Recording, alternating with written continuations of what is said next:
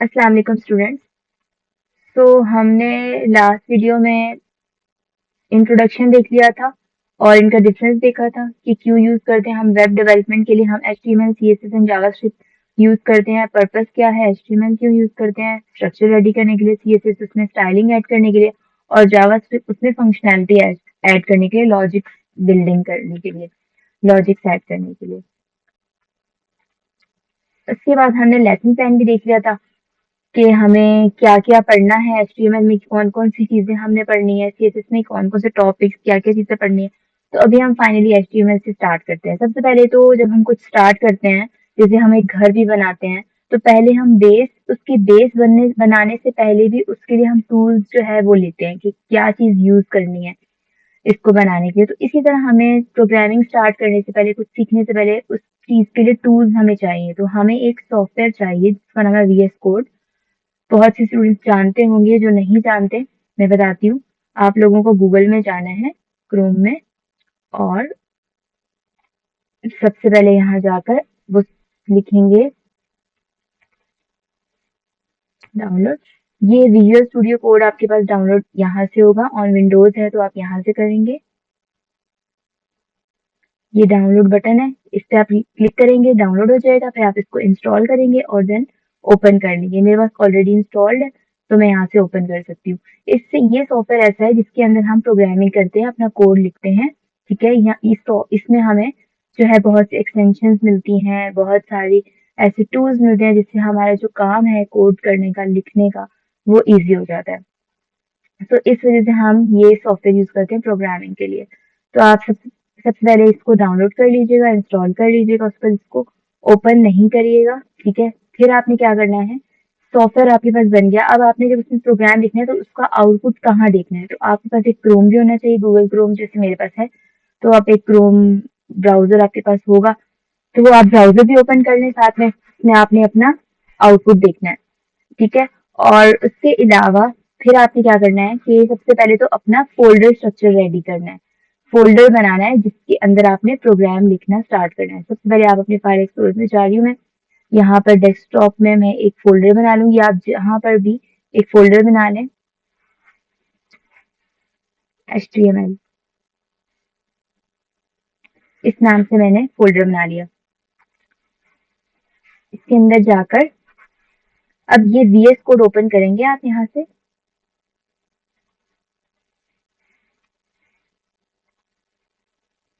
यहाँ file, new window, मेरे पास already open था जिसकी वजह से मैंने न्यू विंडो किया, लेकिन जब आप ओपन करेंगे तो डायरेक्ट आपके पास ये ओपन होगा। फिर आप यहाँ से ओपन फोल्डर, डेस्कटॉप, और जो फोल्डर बनाया था HTML के नाम से बनाया था उसको सेलेक्ट कर लिया और यहाँ ओपन हो जाएगा। उसके बाद क्या होगा, ये आपके पास फोल्डर ओपन हो गया। यहाँ पर आपने अपनी फाइल्स बनानी है, उसमें प्रोग्राम लिखना स्टार्ट करना है। ठीक है, और अब क्या होगा ये देखिए, यहाँ पे न्यू फाइल यहाँ से बना सकते हैं, यहाँ से आप फोल्डर बना सकते हैं।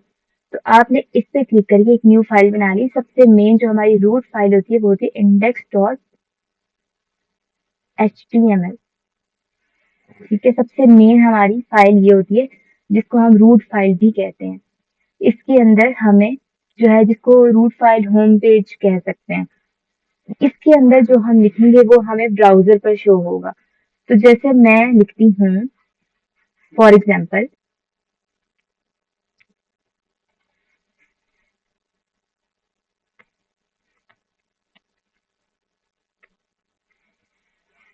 ये कैसे मैंने लिखा, ये ऐसे लिखा कि आप वन जो शिफ्ट वन पे प्रेस करेंगे, shift one and tab tab, इस पे प्रेस करेंगे तो आपके पास ये स्निपेट जो है लिखा हुआ आ जाएगा। लेकिन अगर आप लिखना खुद चाह रहे हैं, नहीं लिखा हुआ है, तो बहुत इजी है, इसमें कोई मसला नहीं है।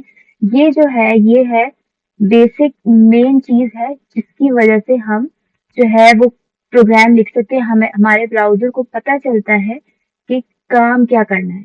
ठीक है, तो everything every website start with this basic structure. जो भी वेबसाइट हम बनाना शुरू करते हैं वो इसी बेसिक स्ट्रक्चर से स्टार्ट होती है। इसकी ये जो बॉडी टैग है, इसके अंदर ये सारे टैग्स हैं।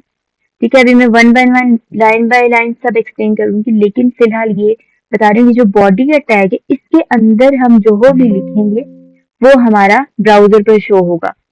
ठीक है, फॉर एग्जाम्पल मैं लिख देती हूँ आपका नाम, मेरा नाम जो भी है, हेलो वर्ल्ड लिख देती हूँ मैं।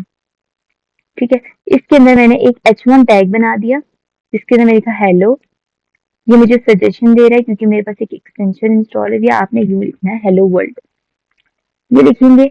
और इसको रन कैसे करना है फाइल को, सिंपली यहाँ जाएं, इसको जो जहाँ पे फोल्डर के अंदर ये HTML का फोल्डर था इसके अंदर वो फाइल बन के आ गई है, इस पर डबल क्लिक करेंगे तो ये जो मैंने वहां लिखा ये आप देख सकते हैं, यहाँ मैंने हेलो वर्ल्ड लिखा और ये मुझे ब्राउजर पे शो हो गया। ठीक है, अब ये है कि अब मैं वन बाय वन सब एक्सप्लेन करती हूँ कि ये डॉक टाइप क्या है, कि ये हमें बताता है हमारे वेब ब्राउजर को कि ये जो डॉक्यूमेंट है इसकी जो टाइप है वो HTML टाइप होगी। उसके बाद HTML टैग हम यूज करते हैं जो कि एक मेन टैग है जिसके अंदर सब कुछ रैप होता है। ठीक है, ये समझे एक पेरेंट टैग है, इसके अंदर दो चाइल्ड होते हैं, एक हेड चाइल्ड है इसका और एक बॉडी, ये दो टैग्स इसके चाइल्ड है। ये जो है ये टैग्स हैं, एलिमेंट्स भी कह सकते हैं इनको, टैग्स भी कह सकते हैं। ठीक है, तो इसके अंदर HTML जो है हमारा रूट एलिमेंट है, इसके अंदर हमारे पास फर्दर टू टैग्स होते हैं। ठीक है, मतलब इसके दो चाइल्ड होते हैं, आप ये कह सकते हैं। अब क्या काम है, HTML के अंदर हमने लिखा है LANGEN, इसका मतलब ये है कि जो इस डॉक्यूमेंट की टाइप होगी, जो हम HTML लिख रहे हैं, जो भी हम प्रोग्रामिंग कर रहे हैं उसकी टाइप इंग्लिश होनी चाहिए, ब्राउजर को बताने के लिए कि ये ब्राउजर को पता चले कि ये इंग्लिश में है सब कुछ। उसके बाद हमारे पास हेडिंग टैग आता है। हेडिंग टैग में एक मेटा टैग होता है और एक टाइटल होता है, और भी होते हैं लिंक्स वगैरह, लेकिन फिलहाल हम यही पढ़ेंगे। मेटा क्यों यूज करते हैं, ये हमें बताता है कि हर टाइप के जो करेक्टर्स है ना, हर टाइप की, जैसे आप इमोजी ऐड करना चाहते हैं, कुछ भी ऐड करना चाहते हैं, डिफरेंट चीजें, तो ये आपको बताता है कि सब कुछ जो है ना ये अलाउ कर रहा होता है। ऐसा नहीं कहता कि ये चीज आपकी जो है अलाउ नहीं है और ये आप यूज नहीं कर सकते, सब चीजें आप यूज कर सकते हैं। तो मेटा टाइप ये करता है। उसके बाद हमारे पास आता है ये मेटा व्यू, इसके अंदर ये है, ये हम इसलिए यूज करते हैं रिस्पॉन्सिवनेस के लिए, कि हमारी जो वेबसाइट है वो हम जहां भी ओपन करें वो उस स्क्रीन के लिहाज से फिक्स हो जाए। ठीक है, तो इसलिए हम ये view port, main view port, content with hide, ये सब चीजें यूज करते हैं। उसके बाद ये हेडिंग टैग हमारा हो जाता है क्लोज, देन टाइटल आता है। फिर टाइटल जो है यहाँ पे हम जो भी लिखेंगे वो हमारा शो होता है ब्राउजर के ये यहाँ पर, ये यहाँ पे टैब का जो नेम था ऊपर शो हो रहा है, ये डॉक्यूमेंट, जब इसको मैं चेंज करूंगी तो यहाँ भी चेंज हो जाएगा। ये हो गया हेड टैग। उसके बाद आता है बॉडी टैग।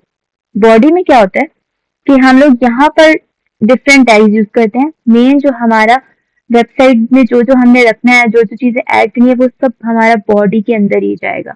मेन काम सारा जो है वो बॉडी में ही होता है। ठीक है, तो हम यहाँ पर अपना सारा कोड, सब चीजें, जो जो चीजें हमें जिससे रिलेटेड वेबसाइट बनानी है, हमारा हेडर, फुटर, नेव बार, साइड बार, सब चीजें, इमेजेस ऐड करनी है, वीडियोस ऐड करनी है, लिंक्स ऐड करने हैं, सब चीजें हमारी बॉडी के अंदर जाएंगी। उसके बाद ये बॉडी टैग क्लोज होता है, फिर HTML भी क्लोज हो जाता है। जो टैग ओपन होता है वो क्लोज भी होगा। मैं इसकी एग्जांपल आपको ऐसे देती हूँ, जैसे ये बॉडी को मैंने अभी फिलहाल इस कोड को हटा दिया। ठीक है, यहाँ पे मैं गई BODY, अब ये ओपन हुआ ना तो साथ इसको क्लोज भी करना है। ये ओपन हो गया अभी फिलहाल, तो अभी ये क्लोज नहीं है, इससे कुछ भी नहीं होगा, मतलब अभी कुछ होगा नहीं, लेकिन इसको क्लोज करना जरूरी होता है। इसको ऐसे क्लोज करना है, ये स्लैश और वो बॉडी दोबारा से लिख के, और ये। ठीक है, तो इसके अंदर जो भी हम लिखते हैं वो हमें ब्राउजर पे शो होता है। ठीक हो गया, तो ये हमारा फोल्डर स्ट्रक्चर जो है, मतलब मेन जो स्ट्रक्चर है जहां से हमें स्टार्ट लेना है वो हमें समझ आ गया। ठीक है, तो हम वापस ले आते हैं जो चीजें हमने लिखी हुई थी, ये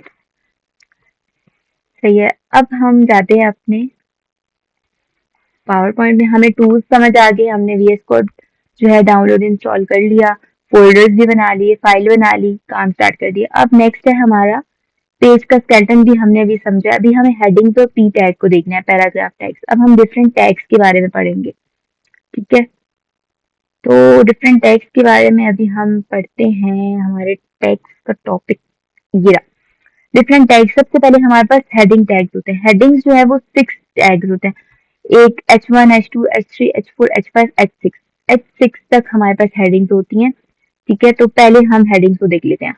अभी ये हमारे पास हेडिंग H1 है, मैंने यहाँ ऐड की H2, ये साइज बताता है। जो H2 है वो ये बताएगा कि ये हेडिंग फर्स्ट वाली से छोटी होनी चाहिए। मैंने लिखा हेलो वर्ल्ड 2,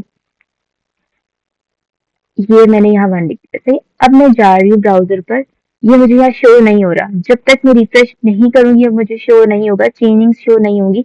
यहाँ पर कुछ भी लिखने के बाद आपको कंट्रोल एस करके सेव करना है फाइल को, और उसके बाद आपको वहाँ चेंजिंग दिखेंगी। लेकिन फिर भी नहीं दिख रही, रिफ्रेश करने पे दिख रही है, तो एक एक्सटेंशन है वो आपको जो है अभी मैं बताती हूँ इंस्टॉल करना। एक बार और चेक कर लेते हैं, H3 लिख के मैं आपको दिखाती हूँ। अभी मैंने आएगा हेलो वर्ल्ड 3, ठीक है, कंट्रोल एस सेव किया, देखिए कोई चेंजिंग यहाँ पे रिफ्लेक्ट नहीं हुई। रिफ्रेश कर रही हूँ तो ये आ रहा है। हेडिंग पे आप साइज भी देखिए, इसका H1 का बड़ा है, H2 का थोड़ा सा छोटा है, H3 का और छोटा है। इस तरह से करते करते और स्मॉल होता रहेगा। अब एक एक्सटेंशन आप इंस्टॉल करेंगे, यहाँ जाएंगे साइड बार में, यहाँ पर आप होवर करेंगे, मीन्स इसके ऊपर कर्सर अपना लेकर जाएंगे माउस, तो यहाँ शो हो जाएगा एक्सटेंशन। मेरा यहाँ ऊपर आ रहा है, आपका शायद नीचे आया, कहीं पर भी आया। एक्सटेंशन में आप क्लिक करेंगे, यहाँ पे सर्च करें लाइव सर्वर। तो ये जो फर्स्ट पे आ रहा है 73.9 मिलियन इसके जो है डाउनलोड किया हुआ है इसको, तो इस पे आप क्लिक करेंगे। इंस्टॉल आ रहा है बटन, इस पे इंस्टॉल कर दिया इसको। इंस्टॉलिंग, थोड़ा सा वेट करेंगे।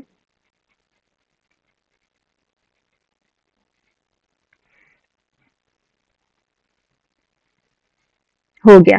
जब इंस्टॉल हो जाएगा तो आपके पास डिसेबल अनइंस्टॉल ये आ जाएगा। फिर इसको आपने क्लोज कर दिया, यहाँ से जो लिखा था सर्च इसको हटा दिया, और वापस यहाँ पर क्लिक करके वापस से अपने उसी फोल्डर में फाइल में आ गए। अब ये है कि अब जो जो मैं यहाँ चेंजिंग कर रही होंगी, मैं कंट्रोल एस करूंगी और मुझे वहां पर ऑटोमेटिकली चेंजिंग रिफ्लेक्ट होती दिख जाएंगी। मैंने H4 लिखा, कंट्रोल एस किया, यहाँ गई, सॉरी सॉरी सॉरी, इसके बाद आपको लाइव सर्वर को स्टार्ट करना है। ठीक है, यहाँ जाएंगे आप, ये देखिए ओपन विद लाइव सर्वर, इस पे क्लिक कर दिया। पुराने वाले डॉक्यूमेंट को बेशक बंद कर दें, ये आ गया। अभी हम दोबारा से ट्राई करते हैं, H5 लिखते हैं। अभी हमारे पास H4 तक है, H5, ठीक है, कंट्रोल एस किया, ये देखें H5 आपको फॉरन से शो हो गया। अब H6 को भी ट्राई कर लेते हैं, रिफ्रेश करे बगैर आपको शो हो रहा होगा उस एक्सटेंशन की वजह से। कंट्रोल एस किया मैंने, मैं यहाँ गई, ये देखिए H6। अब इन हेडिंग्स का डिफरेंस चेक करें, इनका जो फॉन्ट साइज है, जो इसका साइज है, इसका बड़ा है, इससे छोटा, उससे छोटा और सबसे छोटा। तो ये है हेडिंग्स का टैग। हेडिंग के टैग हम इसलिए यूज करते हैं। हमें एक पेज में, जैसे जो हमारी मेन हेडिंग है, जैसे फॉर एग्जाम्पल एक बुक आप लिख रहे हैं, ठीक है, वो बुक का टाइटल होगा, उसको हम कंसीडर कर सकते हैं वो H1 है। उसके बाद जो उसके अंदर जो मेन पेज का टाइटल होगा H2, उसके अंदर जो इनर कंटेंट्स का टाइटल होगा H3, इस तरह फर्दर हम ये यूज करते रहते हैं। उसके बाद नेक्स्ट टैग हमारे पास होता है पी टैग। पी टैग हम यूज करते हैं पैराग्राफ के लिए। ठीक है, अब हमारे पास हेडिंग्स तो हो गई, अब यहाँ पर हम ऐड करते हैं पी टैग को। Hello how are you, save किया मैंने, और ये देखिए यहाँ पर शो हो गया। ठीक है, ये पी टैग है, जो इस तरह से काम करता है कि जब हमें पैराग्राफ ऐड करना होता है, कंटेंट ऐड करना होता है, किसी की डिस्क्रिप्शन ऐड करनी होती है, टाइटल ऐड करना होता है, हेडिंग हम यूज नहीं करना चाह रहे होते हैं, कुछ चीजें होती हैं हेडिंग तो हम शॉर्ट सी जो है टाइटल के लिए यूज करते हैं, लेकिन ज्यादा जो डेटा होगा डिस्क्रिप्शन या इस तरह से, तो उसके लिए हम पी टैग यूज करते हैं पैराग्राफ के लिए। तो हमने यहाँ पर लिख दिया, ये हमारा हो गया पी टैग। उसके बाद हम पढ़ेंगे पी टैग के बाद हमारे पास कौन सा टैग है, B R. B R tag क्या होता है, ब्रेक ऐड करता है। अब जैसे ये H1 H2 आप देख सकते हैं कैसे शो हो रहे हैं। अब मैं यहाँ पर ही क्या करती हूँ, इसको एक और बार ऐड करती हूँ। ठीक है, मैंने एक और बार ऐड किया। अब मैं यहाँ बी आर टैग ऐड कर रही हूँ, बी आर 2 बार ऐड करती हूँ ताकि थोड़ी सी ज्यादा स्पेसिंग ऐड हो जाए। ये देखें यहाँ बीच में स्पेसिंग ऐड होगी, ब्रेक कर दिया इसने। तो आप एक बार करेंगे तो वो एक बार ब्रेक करेगा इसको। ये देखें, एक बार ब्रेक किया, डबल ऐड किया और डबल हो गया। ठीक है, थोड़ा सा मैं इसको बड़ा कर देती हूँ। ठीक हो गया। हमने पी टैग भी देख लिया। उसके बाद हमारे पास कौन सा टैग है? पी टैग, हमें बी आर देखा है अभी हमने, ब्रेक टैग। फिर एच आर देखते हैं। एच आर से क्या होता है, एक हॉरिजॉन्टल लाइन हमें मिल जाती है। ठीक है, उसके बाद हमारे पास स्ट्रॉन्ग टैग होता है, बी टैग होता है, आई टैग होता है। ये सब टैग्स अभी हम देखते हैं फर्दर। अब हम लोग क्या करते हैं, इसी को जो है इसके अंदर से ये B tag, B R tag हटा देती हूँ मैं। ठीक है, और इसको नेक्स्ट टाइम इसको ही मैं अब यूज करती हूँ। पहले एच आर दिखाती हूँ, एच आर जो टैग था। कुछ टैग्स होते हैं जो कि हमें सेल्फ क्लोज कर सकते हैं, इसको हम सेल्फ क्लोज कर लेंगे। सेल्फ क्लोज कैसे होता है? स्टार्ट और एंड करने की जरूरत नहीं है, डायरेक्ट हम ये लिख के स्लैश लिख देंगे। तो ये देखिए एक लाइन ऐड होगी, ये हमारा हो गया H R tag, horizontal line add कर देता है। ठीक है, उसके बाद हमारे पास हमने क्या देखा, स्ट्रॉन्ग टैग होता है। स्ट्रॉन्ग टैग क्या करता है, जब हम चाह रहे होते हैं ना कोई कुछ किसी चीज की इम्पोर्टेंस जाहिर करना कि ये चीज इम्पोर्टेंट है, तो हम उसके लिए स्ट्रॉन्ग टैग यूज करते हैं। ठीक है, और एक और टैग होता है आई, आइटैलिक, जो कि हमारी उसको थोड़ा सा ना वो आइटैलिक कर देता है, थोड़ा सा टिल्ट कर देता है, लेकिन वो भी जो है वो भी हम यूज करते हैं, वो भी जो है एक उसमें ही आता है। अभी हम पहले तो स्ट्रॉन्ग टैग यूज कर लेते हैं। जैसे मैंने स्ट्रॉन्ग टैग में लिखा, what are you doing. Strong tag में हमने ये लिखा, तो अभी आप देखेंगे कि ये पूरा का पूरा बोल्ड हो गया। ये आपको इम्पोर्टेंस, ब्राउजर को बता रहा है कि ये चीज जो है ना ये इम्पोर्टेंट है। ठीक है, ठीक हो गया। अभी हम देखते हैं अब, और स्ट्रॉन्ग टैग हम पूरे सेंटेंस के लिए बेसिकली यूज नहीं करते, हम इस तरह से यूज करते हैं, कुछ लिखते हैं और उसके अंदर हम, फॉर एग्जाम्पल, एक एग्जाम्पल है, पी टैग हमने यूज किया, हमने लिखा please read the instruction carefully, ये लिखा। अब इसमें से हम चाह रहे हैं कि जो इंस्ट्रक्शंस केयरफुली है ना, इसको हम स्ट्रॉन्ग करना चाह रहे हैं। ठीक है, तो इसके अंदर हम टैग के अंदर भी हम टैग्स यूज कर सकते हैं। यहाँ पे हम स्ट्रॉन्ग टैग यूज करेंगे ऐसे, इसको क्लोज भी करना होगा, और इसके बीच में हमने ये लिख दिया। अब ये तो नहीं होगा बोल्ड, लेकिन ये जो है बोल्ड हो जाएगा। ये देखें, इंस्ट्रक्शंस केयरफुली बोल्ड हो गया, लेकिन ये बोल्ड नहीं हुआ। तो इस तरह से हम यूज करते हैं स्ट्रॉन्ग टैग को। उसके बाद हमारे पास कौन सा टैग आता है, बोल्ड टैग आता है। बोल्ड टैग, इसी को हम जो है एक बार वापस से लिख लेते हैं। कंट्रोल सी से सेव किया और इसको कंट्रोल वी से पेस्ट कर दिया।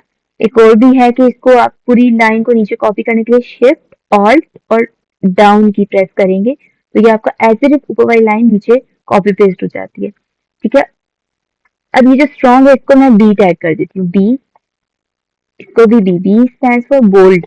इसको मैंने बोल्ड कर दिया, तो अब ये भी बोल्ड हो जाएगा। ये देखिए, ये स्टिल जो है ये बोल्ड है, लेकिन डिफरेंस क्या है कि ब्राउजर को पता है कि ये जो इंस्ट्रक्शन दिया है ये शो कर रहा है कि ये इम्पोर्टेंट है, इसकी इम्पोर्टेंस शो कर रहा है, लेकिन ये है कि बस सिंपल नॉर्मली इसको सिर्फ बोल्ड कर रहा है। ठीक हो गया।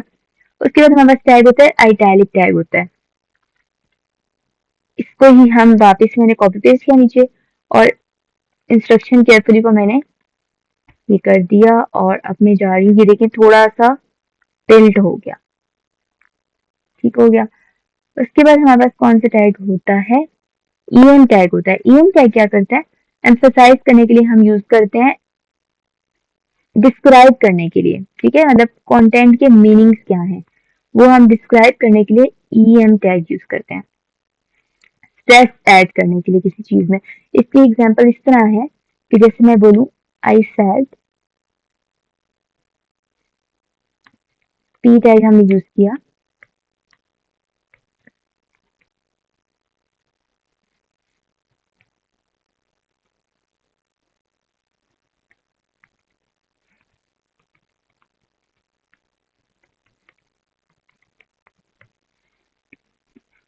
ठीक है, अब ये यूज किया मैंने। अब मैं इसके अंदर em टैग यूज करूंगी इसके लिए, टुडे के लिए।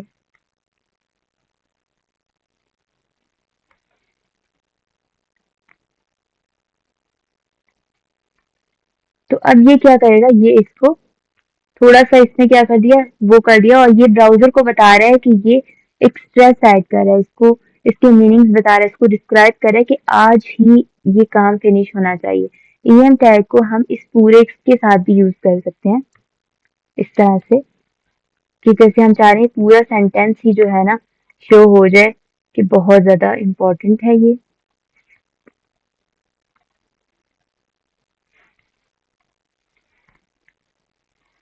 अब ये देखिए पूरा सेंटेंस जो है ना ये यूं हो गया। अब ये शो कर रहा है, ब्राउजर को बता रहा है कि ये बहुत इंपॉर्टेंट है, ये डिस्क्राइब कर रहा है, एक चीज ऐड कर रहा है कि ये मस्ट है कि आपको करना ही करना है, ठीक है। कंटेंट को रिप्रेजेंट करवा रहा है। उसके बाद हम क्या यूज करते हैं, हमारे पास आता है, कौन सा टैग है हमारे पास, प्री टैग है, कोड और प्री टैग है। कोड कोड टैग क्या करता है कि जब हम लोग कुछ कोड लिखना चाह रहे होते हैं, जैसे मैंने पी टैग ही इसी को मैंने कॉपी कर लिया और पेस्ट नहीं, मैं को ऐड कर लेती हूँ, पी टैग बनाया मैंने और मैंने लिखा कि यूज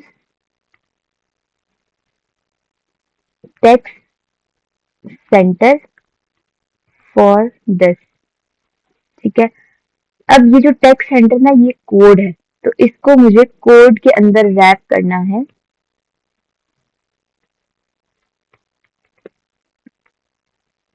अब इससे क्या होगा कि ये कोड हमारे ब्राउजर को बताएगा कि ये जो है ये कोड है, कह रहे हैं कि use text centre for this.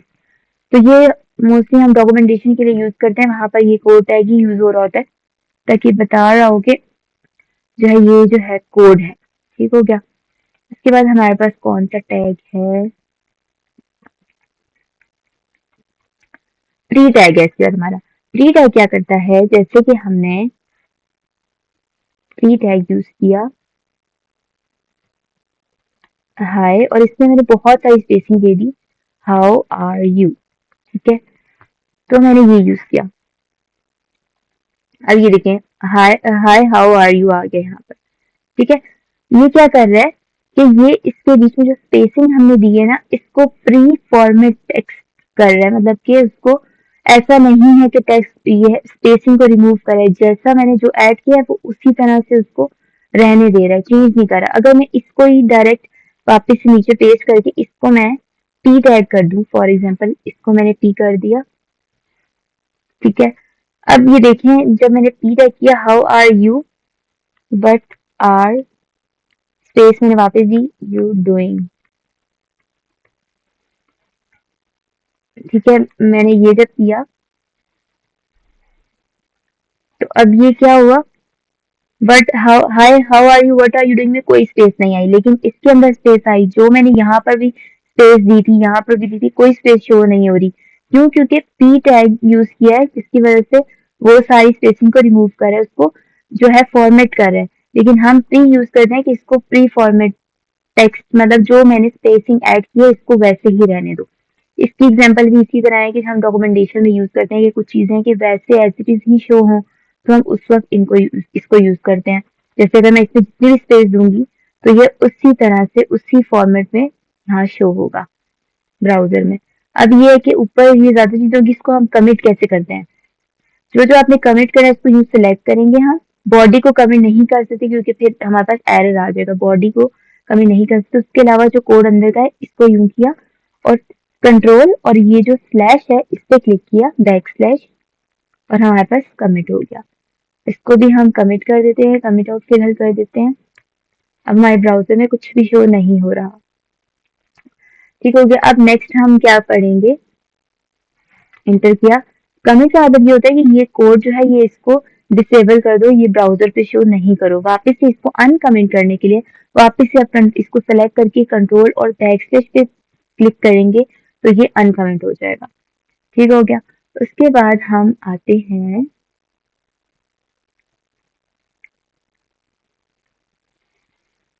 हमारे नेक्स्ट लेसन है, ये हमने सब पढ़ लिया। ये नेक्स्ट लेसन है हमारा लिंक्स। हम लिंक्स के बारे में पढ़ेंगे यहाँ पर। लिंक्स क्या होते हैं एचटीएमएल एंड एचटीएमएल में लिंक्स। लिंक्स क्या होते हैं कि हम अगर एक पेज से दूसरे पेज में मूव करना चाह रहे हैं, कि हम क्या रहे हैं कि इस पे क्लिक करके ये कुछ एक्शन परफॉर्म हो, वो यहाँ मूव करे, कुछ भी हो, तो उसके लिए हम लिंक टैग को यूज करते हैं। ठीक है, लिंक्स यूज करते हैं, एंकर टैग हम यूज करते हैं, उसके अंदर हम लिंक देते हैं। ठीक है, तो एंकर टैग हम कैसे यूज करते हैं? सबसे पहले तो ऐसे है, ए टैग यूज करेंगे, इसको क्लोज भी कर दिया, इसको हम एंकर टैग बोलते हैं। इसके अंदर हमने लिखा ओपन कॉन्टेक्ट पेज। ठीक है, मैंने ये किया। अब मैं इस पे लिंक दूंगी। लिंक कैसे देते हैं? एच रेफ यूज करते हैं। ठीक है, और ये और इस तरह से यहाँ पर हमें लिंक देना है। ये मेरी एक्सटेंशन इंस्टॉल हुई है, जिसकी वजह से ये मुझे जो है ऑटो सजेस्ट कर रहा है। अब इसके अंदर लिंक में मैंने क्या ऐड करना है कि इस पे क्लिक करके मैं कहाँ मूव कर सकती हूँ। ब्राउजर पे मैं देखती हूँ, मेरे पास ये आ गया, ये देखिए लिंक बन गया। इस पे क्लिक करके अभी कुछ नहीं हो रहा, मूव करवाना है मुझे इसको कहीं और, तो मुझे उसके लिए एक दूसरा पेज, पहले तो आपके लिए टास्क है एक नया पेज क्रिएट करके वहां पर बताएं मैं मूव कैसे करूंगी। नया पेज कैसे क्रिएट होगा? सिंपल है, चलिए मैं आपको बताती हूँ। यहाँ पर आप जाएंगे, न्यू फाइल ऐड कर ली, contact dot H T M L. यहाँ पर आपने वापस से यहाँ पर लिख दिया कुछ, वही सब लिखा। ठीक है, और यहाँ पर लिख दिया ये कॉन्टेक्ट पेज है, और यहाँ पर लिख दिया H1 डाल दिया, कॉन्टेक्ट पेज, कॉन्टेक्ट अस लिख दिया। ठीक है, अब मैंने कहा कि जब मैं इस पे क्लिक कर रही हूँ तो कहाँ मूव करे? यहाँ पर बस मुझे देना है contact dot H T M L. ये देखिए, जैसे ही मैंने क्लिक किया तो ये मेरे पास contact dot H T M L open हो गया। वापस गई तो वापस ही वापस क्लिक किया तो कॉन्टेक्ट डॉट, ये वो दूसरा वाला पेज ओपन हो गया जिसमें कॉन्टेक्ट अस लिखा हुआ है। ठीक हो गया, तो ये हमने लिंक्स के बारे में पढ़ लिया। अब हम नेक्स्ट मूव करते हैं। हमारे पास क्या है? लिंक्स के बाद हमारे पास आती है इमेज और मीडिया। इमेजेस हम कैसे ऐड करते हैं अपनी वेबसाइट में? इमेजेस ऐड करने के लिए हम एक टैग यूज करते हैं। वापस से हम अपने इसी में आ रहे हैं, इंडेक्स में ही है हम। यहाँ पे IMG टैग यूज होता है, और ये इस तरह से। अब इसके अंदर दो चीजें रिक्वायर्ड होती है, एक तो SRC देना होता है, SRC इज इक्वल टू, और ये इस तरह से, और एक ALT। ये दो चीजें हमें जो है यूज करनी पड़ती हैं इसके लिए। एक सेकेंड में इस एक्सटेंशन को बंद कर लूं।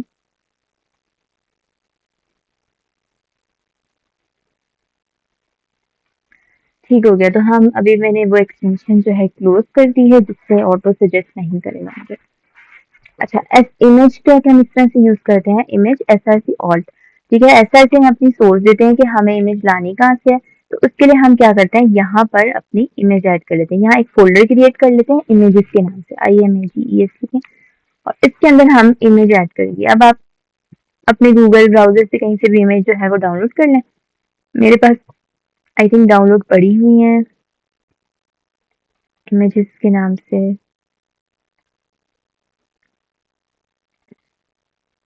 ये इमेजेस एंड वीडियोस पड़ी है, मैंने इसको Ctrl+A Ctrl+C किया, और मैं HTML जो हमारा फोल्डर इसमें हम काम करें, ये मैंने अभी इमेजेस का बनाया, इसमें मैंने पेस्ट कर दिया। Ctrl+V करके Ctrl+A से सेलेक्ट किया सारा, Ctrl+A से सारा सिलेक्ट होता है, फिर Ctrl+C से इसको कॉपी करते हैं सारों को, और Ctrl+V से हम दूसरी जगह जाके पेस्ट करते हैं। ठीक है, तो मैंने इसको यहाँ पेस्ट कर दिया। अब ऑटोमेटिकली मेरे पास यहाँ पर भी शो होने लगी, ये यूजर इमेज बना। अब मैं यहाँ पर इमेजेस, यहाँ पे इस तरह से लिखी हुई इमेजेस स्लैश यूजर, जो भी जिस नाम से आपकी फाइल आपने सेव की होगी इमेज की, उस नाम, वो नाम यहाँ पे आएगा। ठीक है, तो अब ये इमेज यहाँ पर शो होनी चाहिए हमारे पास। ये हमारा कॉन्टेक्ट पेज ओपन है, ये इमेज शो नहीं हो रही। ओके, क्योंकि हमारा लाइव सर्वर नहीं चल रहा। ये इमेज शो होने लगी यहाँ पर। तो इस तरह से आप जो है अपनी इमेजेस ऐड करके वेबसाइट को अट्रैक्टिव बना सकते हैं, इंटरेक्टिव, ताकि जो है आपको अच्छा लगे कि आप उसको यूज करें, उसके साथ काम करें, बटन पे क्लिक करें, मूव करें आगे पीछे, और वो दिखने में भी खूबसूरत लगे, अट्रैक्ट भी कर रही हो, तो आप इसकी वजह से इमेजेस यूज कर सकते हैं, वीडियोस भी ऐड कर सकते हैं। और इमेज को, अभी ये इमेज बहुत बुरी सी लगी है, बहुत बड़ी बड़ी सी, इसमें आप हाइट और विड्थ ऐड कर सकते हैं। ठीक है, तो जो हम इसमें जो एट्रीब्यूट ऐड करते हैं, हाइट विड्थ, इनको हम एट्रीब्यूट कहते हैं। जो हम इसके बारे में चीजें ऐड करते हैं कि ये इसकी हाइट ये हो, विड्थ ये हो, कलर ये हो, ये सब चीजें जो है हम इसको कहते हैं एट्रीब्यूट। ठीक है, तो मैंने विड्थ ऐड कर दी 300, इसको मैंने अगर विड्थ जो है 100 की, ये और छोटी होगी। विड्थ क्या करती है, उसकी चौड़ाई डिफाइन करती है, और हाइट क्या करती है, उसकी लंबाई। हाइट मैंने यहाँ पे दी नहीं है, पर मैं दे देती हूँ।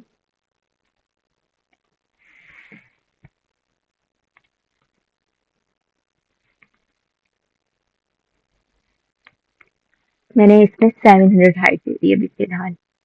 तो आप देख सकते हैं कितनी बड़ी पिक्चर होगी, ये 700 हाइट दे दी है। तो हाइट भी 100 ही दूं अगर मैं, तो अच्छा लगेगा, सही लग रही है। ठीक हो गया, तो ये हमारी इमेज इस तरह से यूज होती है। और इसके बाद ये जो ऑल टैग है, ये बहुत जरूरी है, ये हमें मस्ट है कि यूज करना इसको। इसके अंदर जो है ना, हम इमेज की डिस्क्रिप्शन दे रहे होते हैं, इमेज का नेम या इमेज की डिस्क्रिप्शन, कुछ ऐसी चीज ऐड कर रहे होते हैं कि अगर फॉर एग्जाम्पल आपकी इमेज नहीं शो हो रही, तो ये आपको पता, ये बता रहा हो कि ये इमेज से रिलेटेड है, और ये मस्ट होता है, ये आप मिस नहीं कर सकते इस टाइप को। ठीक है, इमेज के बाद हम वीडियो बताते हैं, वीडियो कैसे ऐड करते हैं। हमें इसमें एक वीडियो ऐड करना चाहिए। पहले तो आप गूगल में जाकर जो है एक डमी वीडियो जो है डाउनलोड कर लें। इस तरह से मैं बताती हूँ कैसे। डाउनलोड डमी वीडियो, ये फर्स्ट लिंक ओपन होगा, इस पे जाके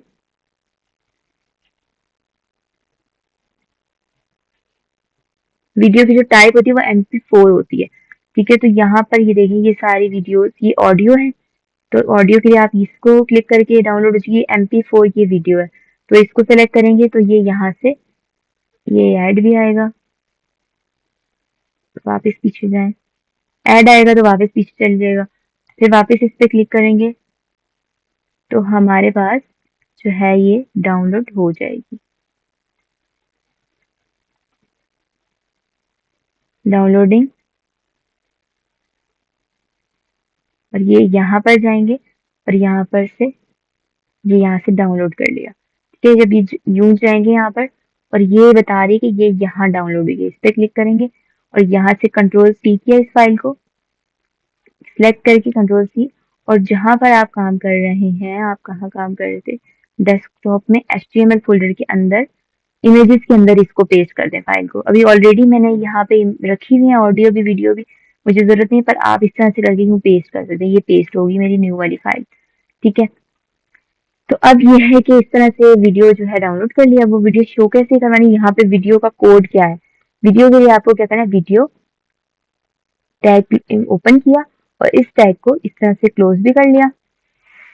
ठीक है, अब क्या होगा, यहाँ पर हमें डिसाइड करना है कि इसको, सबसे पहले तो हमें बताने हैं, कंट्रोल्स बताने होते हैं, कंट्रोल्स लिखना है, और फिर हमें विड्थ बतानी है, इसकी विड्थ क्या होगी, 500 कह दिया मैंने इसकी विड्थ होगी।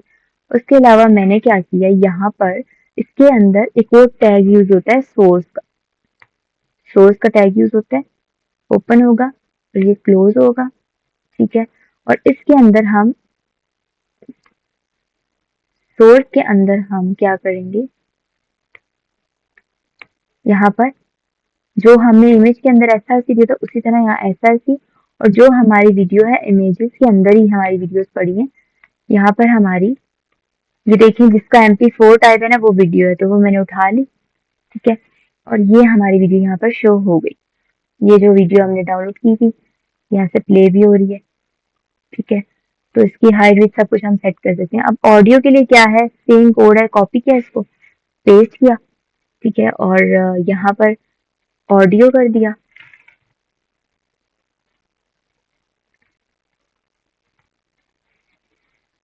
ऑडियो कर दिया इसको, और फिर हमने क्या किया, यहाँ पर टाइप भी इसकी ऑडियो की MP3 टाइप की है, तो हमने यहाँ पर, ये वाली ऑडियो है मेरी, आई थिंक यही है, ये वीडियो है, यही ऑडियो है।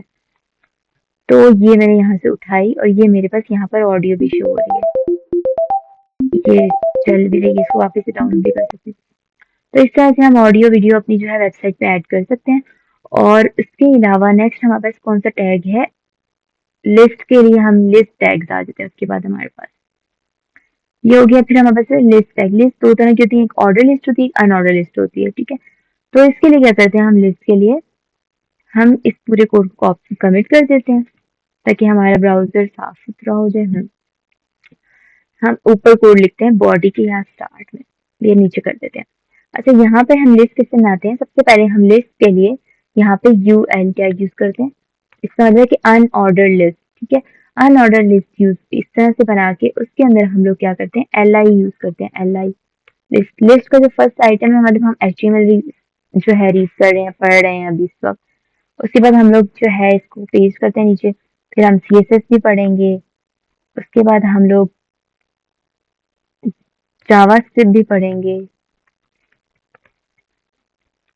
उसके बाद हम लोग रिएक्ट भी पढ़ेंगे इंशाल्लाह। आफ्टर दैट नेक्स्ट जेएस भी पढ़ेंगे। अरे, तो ये सब चीजें अभी आप देख सकते हैं कि किस तरह से शो होगा। ये देख रहे हैं, लिस्ट लिस्ट की फॉर्म में शो हो गया, ठीक है। तो इस तरह से आप जो है लिस्ट बना सकते हैं। उसके अलावा क्या है हमारा, कौन सा टैग है, ये लिस्ट हो गया। अनऑर्डर लिस्ट, लिस्ट इस तरह से यूज होती है।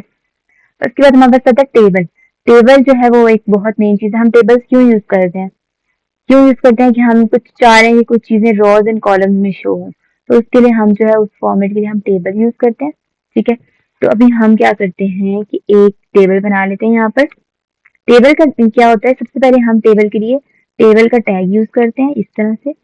और उसके अंदर हमारे पास दो चीजें होती है, एक टेबल रॉ होती है और एक टेबल डेटा होता है, ठीक है। टेबल रॉ, टीआर, टीआर का मतलब ये है कि जो है टी आर, कि ये जो भी आएगा ये रॉ में शो करवाना, ठीक है। यहाँ पे मैंने लिखा नेम, NAME, नेम लिख दिया मैंने। अब मैं चाह रही हूँ कि टेबल का जो रॉ है, ये इसके अंदर एक हेडिंग आती है, इसको मैंने हटाया। टेबल रॉ के अंदर पहले TH आता है इस तरह से। TH का मतलब है कि table raw, first table raw के अंदर जो है वो हेडिंग होगी, ठीक है। तो मैंने यहाँ नेम लिख दिया, ठीक है। फर्स्ट ही रॉ में मैं चाह रही हूँ कि एक और हेडिंग भी होगी, नेम, और यहाँ आएगा एज। अब एक रॉ में ये चीज शो हो रही होगी हमें, ये नेम और एज शो हो रहा है, ठीक है। अब इसके अंदर हम एक एट्रीब्यूट ऐड कर देते हैं बॉर्डर का यहाँ पर, ताकि वो बॉर्डर उसका दिखे, बॉर्डर इज इक्वल टू 1। इससे क्या होगा कि हमें बॉर्डर बना हुआ दिखेगा। ये नेम और हेडिंग ये थोड़ा बोल्ड है, क्यों, क्योंकि ये जो है हमने TH टैग के अंदर यूज किया, इसको हमने हेडिंग के अंदर यूज किया। अब एक और इसी तरह का अभी हमें एक और नीचे रॉ चाहिए, लेकिन उसमें हमें हेडिंग नहीं चाहिए, ठीक है। तो हमने यहाँ पे TR ऐड किया और यहाँ पर हमें सेम दो जो है TH चाहिए, लेकिन हमें इस वक्त वो हेडिंग नहीं चाहिए, हमें TD चाहिए, TD, टेबल का डेटा चाहिए। तो नेम क्या है, जैसे रिम ऐसा लिख दिया मैंने। और उसके अलावा एज क्या है, XYZ कुछ भी लिख दिया मैंने, ठीक है। तो अब ये क्या है कि यहाँ पर आप देख सकते हैं टेबल बन गया, उसके अंदर नेम भी शो हो गया, एज के कॉलम में मुझे एज शो हो गई।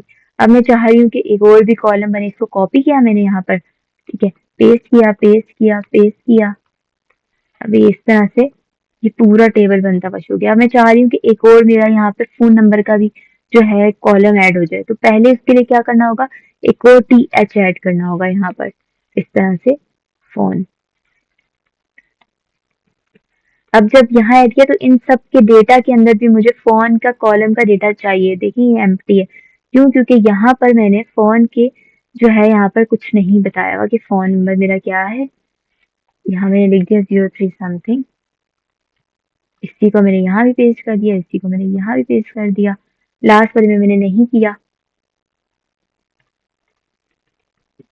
कुछ मिस्टेक हो गई है, इसमें भी कर देती हूँ।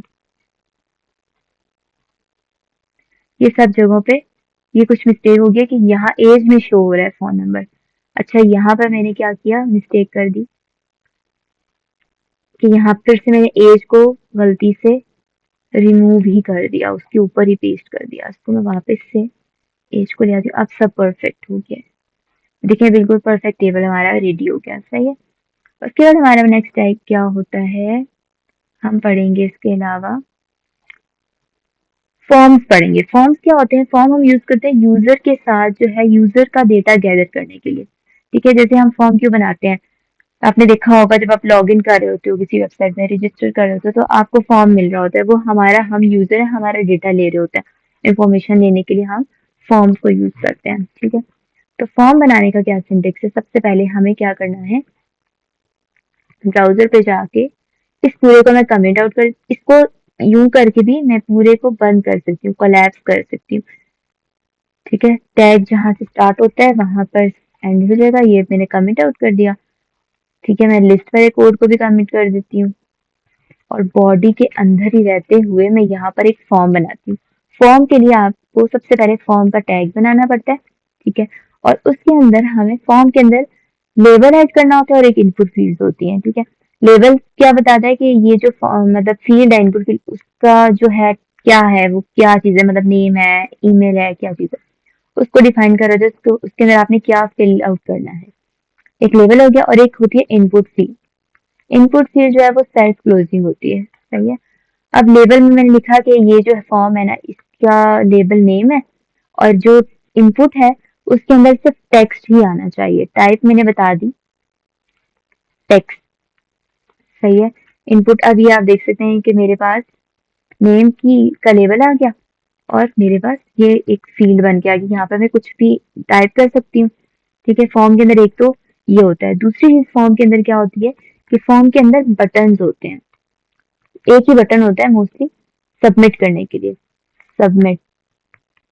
ठीक है, तो यहाँ पर इसकी टाइप क्या होती है बटन की, सबमिट। इससे क्या होता है, जैसे ही इस सबमिट पे क्लिक करते हैं तो ये जो डेटा है ये सबमिट हम कर सकते हैं। फिलहाल हम इस तरह की लॉजिक नहीं लगा रहे कि हमारा डेटा कहीं सबमिट हो, लेकिन इन फ्यूचर मैं बताऊंगी कि कैसे डेटा जो है वो सबमिट होता है कहीं पर। फिलहाल आप बस यहाँ पे क्लिक करेंगे, सबमिट करेंगे तो ये डेटा कहीं सेव हो गया, सबमिट हो गया। लेकिन कहीं सबमिट नहीं हुआ, वो हम फ्यूचर में लॉजिक लिखेंगे कि वो कहाँ डेटा जाए, तो हम उसको फर्दर देखेंगे उस टाइम। ठीक हो गया। उसके अलावा फॉर्म में क्या होती हैं, हम लोग इनपुट एक और लेवल और इनपुट यूज करती हूँ टाइप्स डिफाइन करने के लिए। ये देखें, अब ये जो नेम है इसका मैंने बताया कि ये जो है ये ईमेल है। ठीक है, तो ईमेल के लिए इसकी जो टाइप है वो ईमेल ही होगी। इससे क्या होगा अभी मैं बताती हूँ। ईमेल पहले दिखाती हूँ इसको। ये देखें, इसकी टाइप ईमेल की थी ना मैंने, इसके अंदर मैं कुछ भी लिख रही हूँ, सबमिट कर रही हूँ, तो वो मुझे दे रहा है कि @ रिक्वायर्ड है ईमेल के लिए, क्योंकि उसकी टाइप ईमेल है। इस वजह से अगर मैं यहाँ @ लिख दूंगी, अब ये मुझे एरर नहीं दे रहा, सबमिट हो गया फॉर्म। ठीक है, उसके अलावा मैं इसकी टाइप जो है ये पासवर्ड है फॉर एग्जाम्पल, इसकी टाइप भी मैं दे रही हूँ कि पासवर्ड है, इसमें टाइप भी पासवर्ड ही आएगी।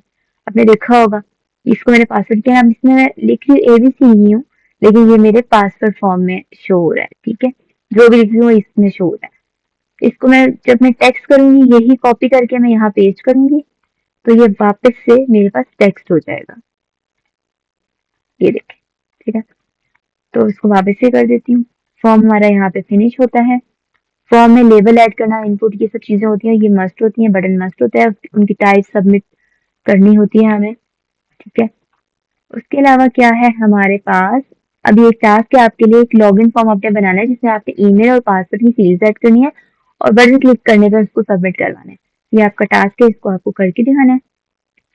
ठीक है, इसके अलावा हमारे पास क्या होता है, हमारे पास इसके बाद नेक्स्ट है सिमेंटिक टैग्स। हमने फॉर्म्स पढ़ लिए, फिर हमारे पास आता है सिमेंटिक टैग्स। सिमेंटिक टैग्स क्या होते हैं, जो कि हमें बता रहे होते हैं, मीनिंग्स बता रहे होते हैं किसी चीज का। ठीक है, सिमेंटिक टैग्स में हमारे पास, ये हम यहीं से पढ़ लेते हैं। सिमेंटिक टैग्स में हमारे पास हेडर आता है, नैब, मेन, फुटर, ये सब। हेडर क्या करता है कि हमें बता रहे होते हैं कि इसकी हेडिंग क्या है, ये जो है ये हेडर है, ऊपर वाला मेन सेक्शन है, ये हेडर है। ये बताता है। nav क्या करता है कि ये हमें बताता है कि ये लिंक्स है, मेन्यू लिंक्स है कि नेविगेशन एक पेज से दूसरे पेज में जाने के लिए जो है यहाँ पर काम होगा। ठीक है, मेन के अंदर ये है कि जो हमारा मेन बॉडी पार्ट होता है वो मेन में आता है, मेन टैग के अंदर हम यूज करते हैं। ये जो है HTML5 ये न्यू चीजें आई हैं जो अभी, तो ये उसके लिए हम न्यू HTML5 इसको हम कह सकते हैं, हम यूज करते हैं सिमेंटिक टैग्स जो कि पहले बहुत पहले नहीं थे, तो हम इसको अभी यूज करते हैं। फुटर के लिए क्या होता है कि फुटर टैग यूज करते हैं जिसमें हम फुटर की जो है ब्राउजर को पता होता है कि इसमें जो डिटेल्स हैं वो फुटर की हैं। फुटर में बेसिकली कभी कभी कॉन्टैक्ट इन्फो आ जाती है, वेबसाइट कब बनी, उसका कॉपीराइट, ये सब चीजें वहां मेंशन होती है। ठीक है, तो सेक्शन ये होता है कि ग्रुप करने के लिए एक सेक्शन में हम बहुत सारे कंटेंट लिख सकते हैं। ये बॉडी के अंदर सब चीजें आती हैं। साइड क्या है, साइड बार के लिए। फिगर क्या होता है कि इमेज को यूज करते हैं हम, उसको कैप्शन ऐड करने के लिए हम ये यूज करते हैं। तो ये हमारे पास आ जाते हैं सिमेंटिक टैग्स। ठीक है, ये सिर्फ हमारे ब्राउजर के लिए ही काम करते हैं, हमारे ब्राउजर को बताते हैं कि ये हेडर है, इसका काम ये है, ये है। हमें हमें वो दिखने में सेम ही लग रहा होता है सब कुछ। ठीक है, अब हमारे पास एक छोटा सा, नहीं, नेक्स्ट एक पेज रहता है हमारे पास, एक स्लाइड। एक्सेसिबिलिटी बेसिक्स, ये क्या है एक्सेसिबिलिटी बेसिक? इसका मतलब ये होता है कि हमें ऐसा काम करना है कि जो जो यूजर्स को यूज करें सबके लिए इजी हो। ऐसा ना हो कि कुछ यूजर्स उसको यूज कर सके, कुछ को वो यूज करना ना आए, उनके लिए इश्यू हो। ठीक है, तो उसके लिए हमें ना कुछ रूल्स का ख्याल रखना पड़ता है। सबसे पहले तो हमें ये हेडर, ये सब चीजें यूज करनी होती हैं जो हमने अभी भी सिमेंटिक टैग्स पढ़े कि हेडर हो, नैव हो, फिर मेन हो, ये सब चीजें हो। ठीक है, उसके अलावा ये है कि इमेज अगर हम यूज करें तो उसमें ऑल्ट मस्ट यूज करें, ये मैंने ऑलरेडी बताया था, दोबारा रिपीट कर रही हूँ। इमेज अगर यूज करें तो already add alt tag, alt attribute image. ठीक है, उसके बाद हमने क्या है कि अगर हम फॉर्म यूज करते हैं उसमें लेबल मस्ट होना चाहिए। लेबल जो है वो क्या करता है, बताता है कि इनपुट फील्ड में आपने क्या लिखना है। ठीक है, उसके बाद जो हेडिंग का ऑर्डर है वो H1 H2 H3 होना चाहिए। ऐसा नहीं है कि आप जो है ये जैसे ये हेडिंग्स थी, ये मैंने हेडिंग्स यहाँ पे लिखी हैं, ऐसा नहीं है कि अगर H1 नहीं है तो मसला नहीं है, बिल्कुल ठीक है, लेकिन ऐसा नहीं आप कर सकते कि H2 H3 यहाँ H1 लिख दें आप।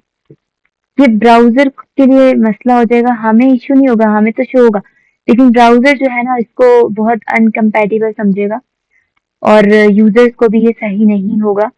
तो इसको हम कहेंगे ये एक्सेसिबल नहीं है। हमें क्या करना है, एक्सेसिबल एक्सेसिबल वेबसाइट बनानी है कि सबके लिए एक्सेसिबल एक्सेसिबल हो। ठीक है, उसके बाद हमें कलर कॉम्बिनेशन ऐसा यूज करना है कि सबके लिए इजी हो। ऐसा ना हो कि अगर किसी की आई साइड वीक है तो उसको इशू हो रहा हो।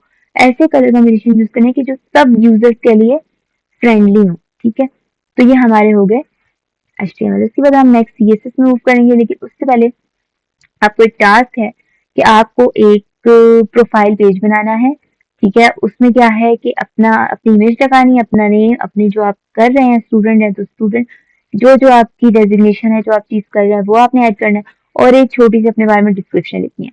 ठीक है, तो आप ये जल्दी से टास्क करके मुझे सबमिट करवाएंगे।